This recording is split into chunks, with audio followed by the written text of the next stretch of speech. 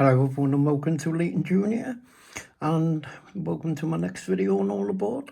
So for this next video I'm going to be fitting em1 Ultra, which must be a new speaker from Road and Rails, which fits perfectly into this GBRF Freight Class 66. Now this must be a new speaker from Road and Rails because it's unless I haven't been looking and keeping up to hand, but I'm hoping that this is going to give it that extra beefy sound that Alan was looking for on the engine. Now, it did have micro plugs on it there, a micro plug, sorry, plural, on it there, but I cut the micro plug on it because there's no micro plug connection on the inside of this engine, so I cut it off. Now, this is the GBRF Evening Star number 66779, and it's quite a special engine for the UK, as in 2016 the 700th and final member of the Class 66 was delivered to Great Britain to the National Railway Museum was chosen as the location for creating a piece of railway history, as the Class 66779 was named Evening Star after another heavy freight engine by the same name, which was the final British Railway steam locomotive to be built. The final steam locomotive livery of lined BR green was replicated on this Class 66, complete with steam era shed plates with number 82F, the code for Bath or Green Park shed, where its steam namesake was based for some of its short operation life in a nod to the country where she was built. 6779 has been fitted with a traditional American warning bell on both ends, and it does have tiny little bells, which I haven't actually got the box to hand, so I can actually show you guys, but it has got a warning bell for either end, and it's got nameplates that will, actually I'll use something smaller, it's got nameplates that go, I think they just go here, from what I've been reading about this engine. So yeah, this was a very special engine. I mean, the company that makes these engines is owned by an American company in Wisconsin Central, and they placed an order in June 1996 for 250 GM locomotives to replace their aging rail freight locomotive fleet. And these engines were based on the successful Class 59, but with a brand new 3,000 horsepower unit, a top speed of 75 miles per hour, radio steering bogies and computer control systems. The new build locomotives were initially classified as a Class 61, but by the time of entering service they had become the Class 66, and between April 1998 and June 2000 the locomotives were delivered to the UK. The improved reliability and availability quickly led to the rapid withdrawal of the BR designed Class 31, the 37, the 33, the 73, the 56, and eventually the 58 were all replaced by the Class 66. So there you go. So there's a little bit of history on the engine for you. I hope I didn't bore you guys too much and you haven't fell asleep yet. So basically what I'm going to do is I'm going to be doing my usual if you watch my videos. So I've already had the body chassis off this. This one is a screw down body chassis if you've got the older GBRF, by the way. And I'm not sure if there's a difference in between the newer one and the older one, but this one has got so much room on the inside. That's why I had the idea for the em1 speaker, because I thought, wow, there's a lot of room in there, you know, and there is. So I've already had the chassis off, and what I've done is, because on the top of the PCB here, the solder pad on where the speaker goes, the gold plating had come off. If you know, if you can see it there, had come off on there, on the plus one. So what I'm going to do is I'm going to solder it from the bottom end. So obviously the plus there and the minus there. So as per usual, what I'm going to do is I'm going to start off and try and find my solder, which is just there. thankfully. Right, so what I'm going to do is just going to quickly get this, get a bit of solder. So I'm going to get my plus, obviously, which should be, reliably speaking, the red wire here. Always cut the red wire. So I'm going to get me red wire, and what I'm going to do is I'm going to melt a bit of solder onto the end of the soldering iron, which I actually find easier. I don't know about you guys, but I actually find it a bit easier to get a bit of solder onto the end of the soldering iron than basically just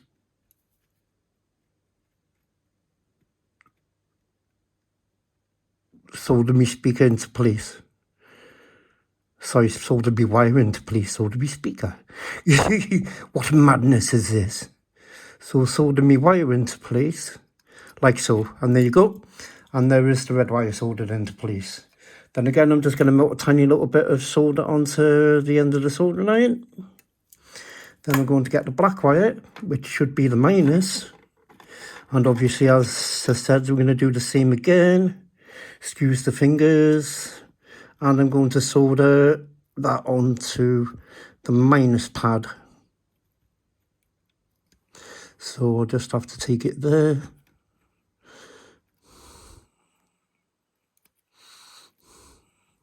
Oh, I think I may need a little bit more solder than that.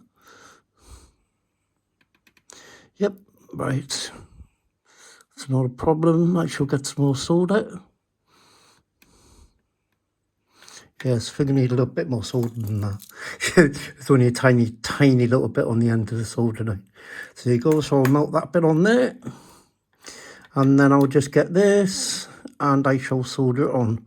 Now, I know you guys are probably sitting there thinking, well, why don't you use the plastic things?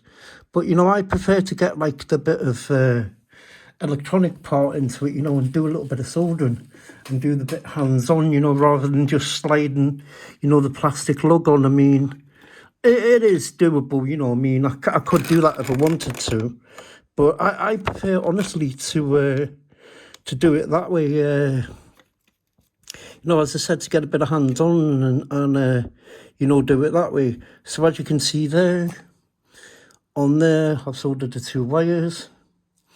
And basically they're both on now. So what I'm going to do is I'm just going to turn the circuit board back round again.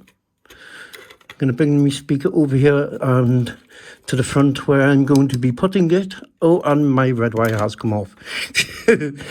See, that's a problem. See, there's always like some problems sometimes when you're soldering, where things come off when they don't want to, and you know, it shouldn't happen to you, but it does. But you know, just one of them things. It happens. Right, there we go. That's that fitted back on again. So then I'm going to turn it over, put the em1 speaker up here where I'm going to fit it, which is just here, past underneath there. So just double check and make sure they're both soldered, which they are. So now what I'm going to do is I'm going to tuck all these other wires back in there where they go. And there you go. Run this wire and that wire along the edge of here, going up to my em1 speaker, and then put my em1 speaker just there and tuck the wires in. So I'm going to get me 2 screws and I'm going to screw the circuit board back into place. So if you bear with me, there's 1 screw there. I don't think any fell out my head today, so lucky enough. Right, so first of all, I'm going to just quickly screw that back onto there.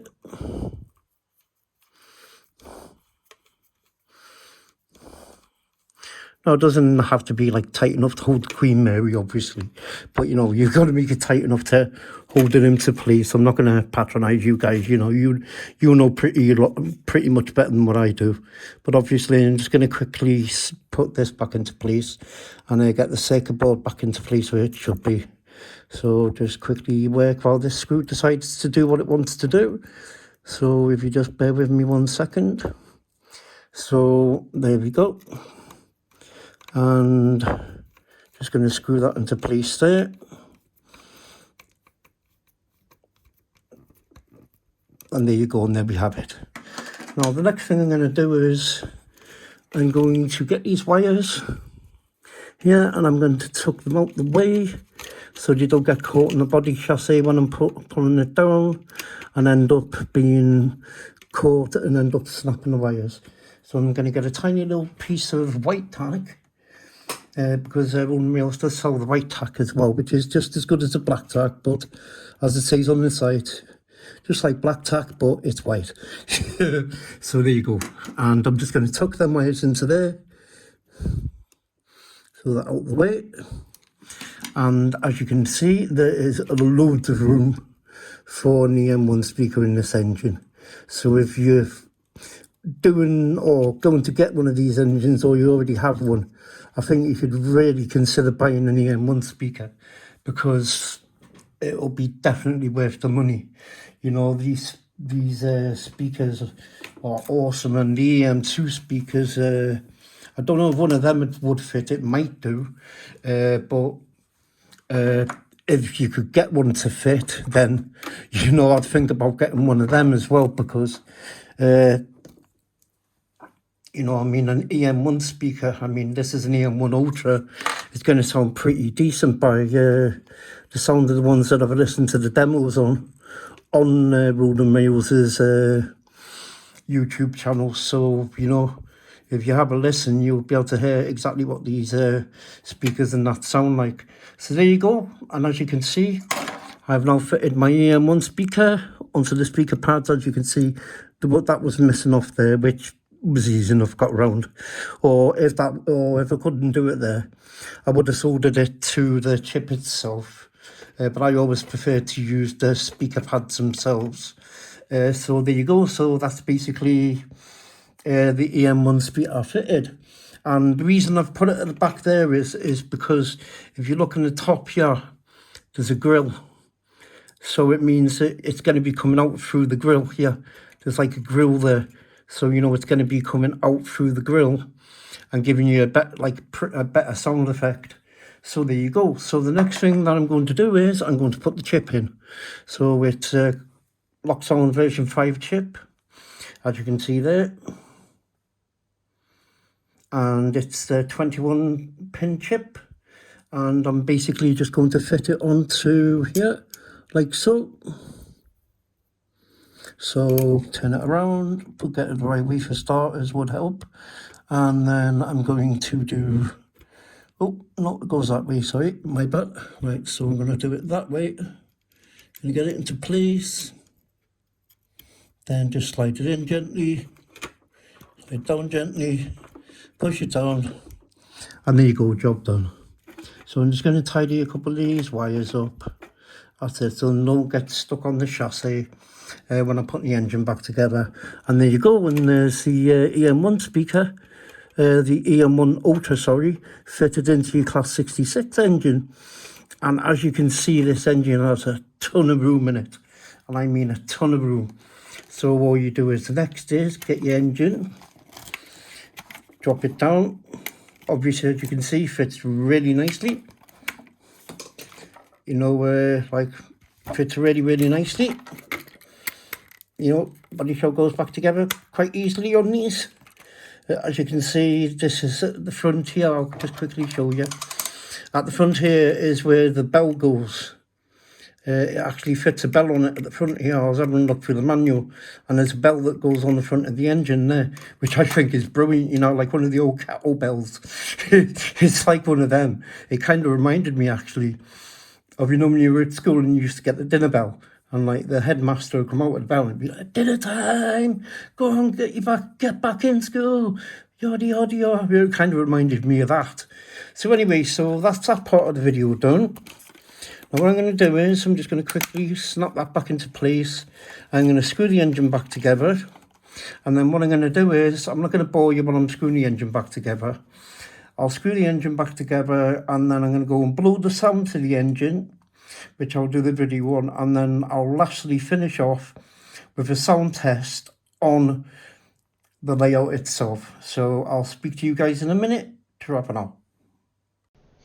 Hello everyone, welcome back to Leighton Jr. This is Leighton Jr. with you, and all aboard, and I'm going to show you how I blow the sound with the lock programmer. So first of all, obviously go to the ESU site and go down to downloads, and then find the loksound version 5 family. The next thing you want to do is you want to go for loksound 5 European files or loksound factory equipped.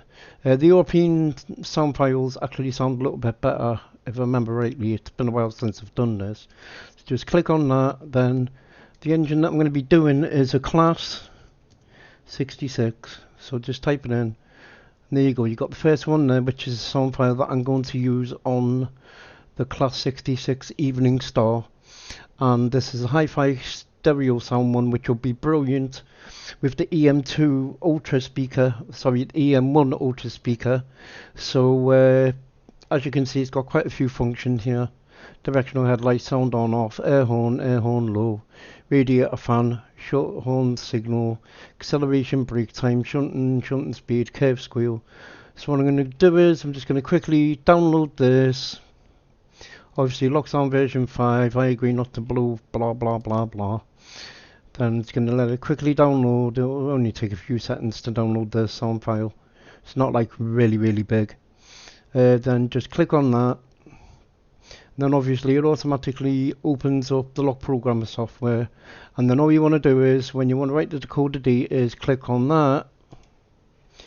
And then write decoder data, update and decoder configuration, override defaults for current values, and then just click next and job done. So I'm going to leave you there because it takes about 30 minutes altogether to write the file. So I'm going to leave it there, and then I'll come back when I've done the sound file and I've blown it, and I'll put the 66 onto the track itself, and I'll go through the sound functions and let you have a listen what it sounds like with the em1 ultra speaker in. So bye for now and see you in a minute. Hello everybody and welcome back to Leeton Junction Junior and all aboard for the last part of my video. Now, as you already know, this is the Evening Star. It's a very special engine because it was the last 66 made and it was the number 700th engine. What I've done is, to this engine, I found out there's actually enough room in it to fit an em1 ultra speaker, which I bought from Roden Rails. And these speakers are like, they're 20 quid, but for the sound you get out of them, you know, it weighs up the price. So anyway, what I'm going to do is, I'm not going to do the engine first. I'm going to go through some of the functions first, so you guys can hear what the functions sound like in case the noise from the engine drowns the functions out. So what I'm going to do is I'm going to first start off, obviously, with the lighting situation. So function 0, obviously, as you all know, is directional lights. As you can see, that's a lovely nice bright LED light there, and two nice bright LED lights for the reverse. So now what I'm going to do is I'm going to go through some of the horns and functions. So function number 2 is air horn high. Okay, neighbours are really going to love me. I'll tell Alan it wasn't me. Right. Function number 3 is air horn low.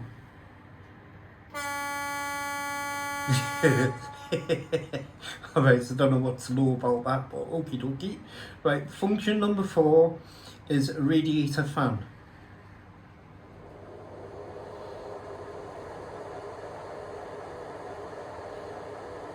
And as you can see, that sounds pretty nice. So function number 5 is short horn signal high. And again, the neighbours are really going to hate me. Right, F7 is curve squeal, which I will stick on and hopefully it will work this time, because before when I was trying it, it didn't. So fingers crossed. Right, on this engine, function 8 is cab lights. Now for the moment, both of the cab lights light up at either end. So what I'm going to do is I'm going to look up how to wire them independently and then map the functions, and then I'll do a video on actually wiring them up separately so they can be controlled independently. So look out for that video very shortly. Right, I'm going to do a couple more and then that'll be it. So F9 is compressed air let off.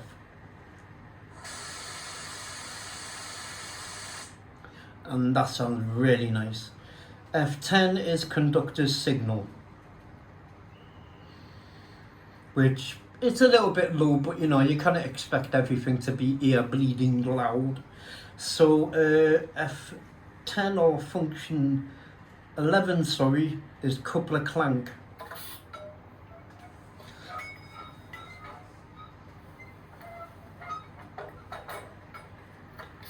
Which sounds pretty nice, as you can hear there. Then function 16 is open close cab door.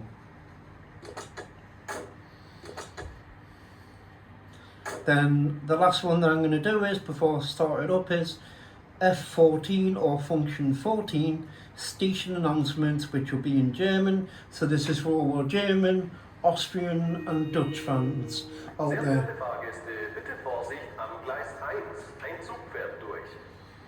So kind regards to you all, I hope you enjoyed that. So now what I'm going to do is I'm going to start the engine up and go through the startup functions. So obviously with all engines, it's function 1 to start the engine.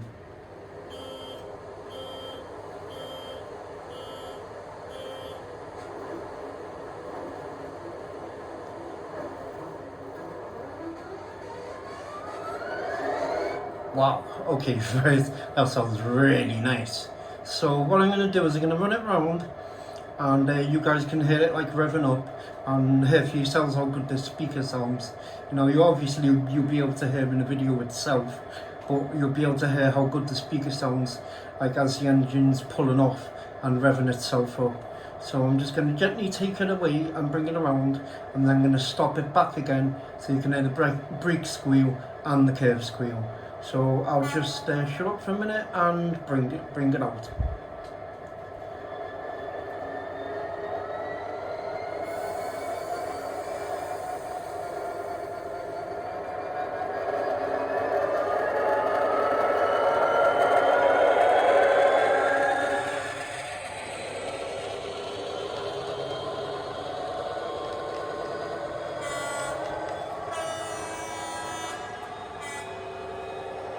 Sorry about that, I just couldn't help myself. The neighbours are really going to hate me for, you know, come on, yeah, that sounds beautiful. Really, really nice speaker. I mean, it's so beastie as well, and it is really beastie, and it's got that extra to it, the sound that you'll hear in a Class 66. So I'm going to bring it around, and then I'm going to bring it to a stop, and let you guys hear what the brake squeal sounds like. Again, I couldn't get the curve squeal to work again. I don't know why. I'll have to have a look at the function. So, to a stop she comes.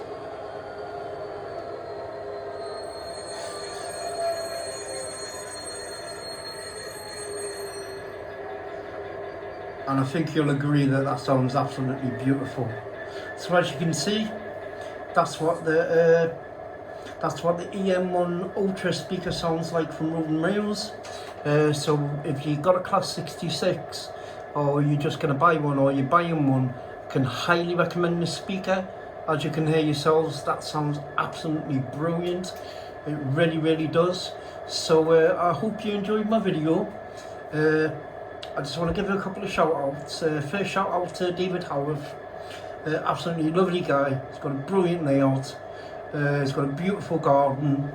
He keeps koi cod, I think they're called. Oh, so what am I going on about? Captain Birdseye here? Koi carp, sorry. I was thinking about Captain Birdseye there. So he keeps koi carp. He's got a beautiful garden, beautiful layout. Go check his channel out. It is brilliant. Second, I just want to give a shout out to Graham Folston. Nice to have you back, Graham. I'm glad your wife's feeling a lot better. Hope you stay around, and you know everything's going to be okay for you. You stay strong, mate, and you know we're all here for you. So thanks. Nice to see you back. Lastly, just a quick shout out to Alan at Dragon Junction Mark II. Thanks for the nice comment on me last video, Alan. It's very nice of you, mate. I do try my best. You know, it's quite hard for me to do these videos because I hate the sound of my own voice, but thank you very much, mate. So I'm going to be off now, so everyone, I hope you're all keeping safe and well, and I'll see you in my next video, which hopefully should be doing independently controlled lights on engines. So I'll see you in my next video. Everybody take care, and bye for now.